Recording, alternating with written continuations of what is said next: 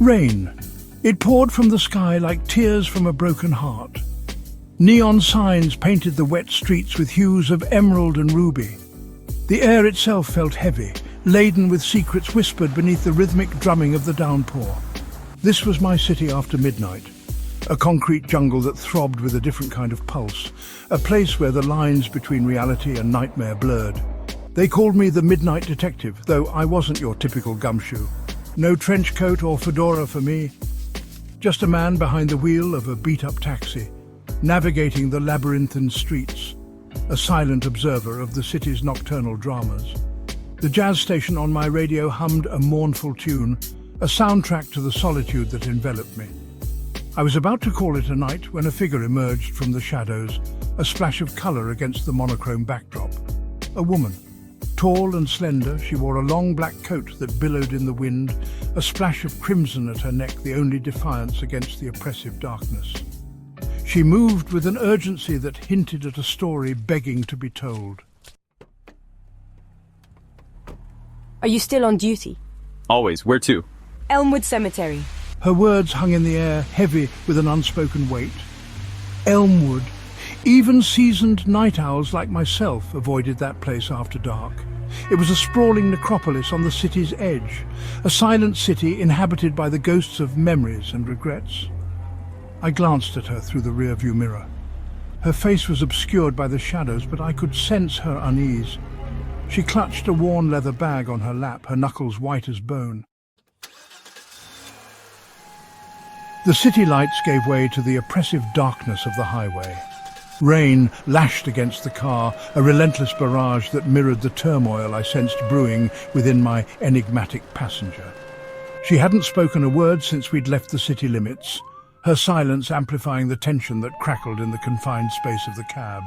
Not many folks head to the cemetery at this hour. Meeting someone? You could say that. Her voice was barely a whisper, a ghost of sound that seemed to vanish as quickly as it appeared. She shifted in her seat, her gaze darting nervously between the darkened windows and the road ahead. Her fear, palpable now, sent a shiver down my spine. Look, if someone's out there, you don't have to do this. We can turn around, call the cops. No cops, just drive, please. I gripped the steering wheel, my knuckles turning white. Whatever haunted this woman, it ran deep. I pushed down on the accelerator, the engine roaring its defiance against the oppressive silence that had descended upon us. The radio, which had been playing a mournful jazz melody, suddenly erupted in a cacophony of static. A distorted voice, distant and garbled, crackled through the speakers. Unsolved case, disappearance, Elmwood Cemetery. The hairs on the back of my neck stood on end. Coincidence? Perhaps. But in my line of work, you learn to trust your gut. And right now, my gut was screaming at me to turn this cab around. Great, just what I need. Spooky radio static. Happens all the time with this old thing. My attempt at levity fell flat. The woman didn't even seem to register my words. Her gaze was fixed on the road ahead, her entire body rigid with anticipation, or perhaps dread. The wrought iron gates of Elmwood Cemetery loomed out of the mist like the skeletal fingers of some long-dead giant. Fog, thick and heavy, rolled across the graveyard like an ethereal shroud, obscuring the rows of headstones that lined the path. We pulled up to the curb, the silence deafening after the relentless drumming of the rain. Thrusting a wad of bills into S1's hand. Wait. Surprise. Shouldn't I stick around? It's not exactly safe. Offering a wan smile. I'll be fine. Thank you for the ride.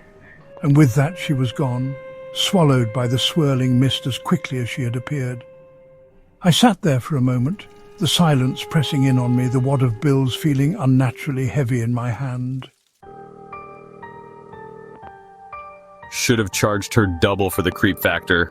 As I turned the key in the ignition, the radio, which had momentarily fallen silent, crackled back to life. The same distorted voice, the same chilling message. Missing persons.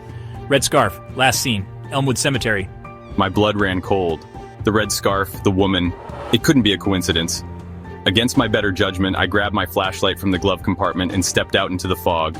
The air was heavy with the scent of damp earth and something else, something vaguely floral, like lilies. Or maybe it was just my imagination.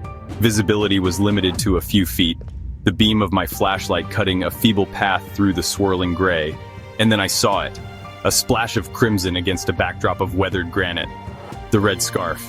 It was tied around the base of a headstone, a solitary splash of color in a sea of gray. I approached cautiously, my heart pounding against my ribs. The inscription on the headstone was barely visible beneath a layer of moss, but I made out the name, Elizabeth Carrington, 1985 to 2010. No way. The words escaped my lips, a strangled whisper. A twig snapped behind me.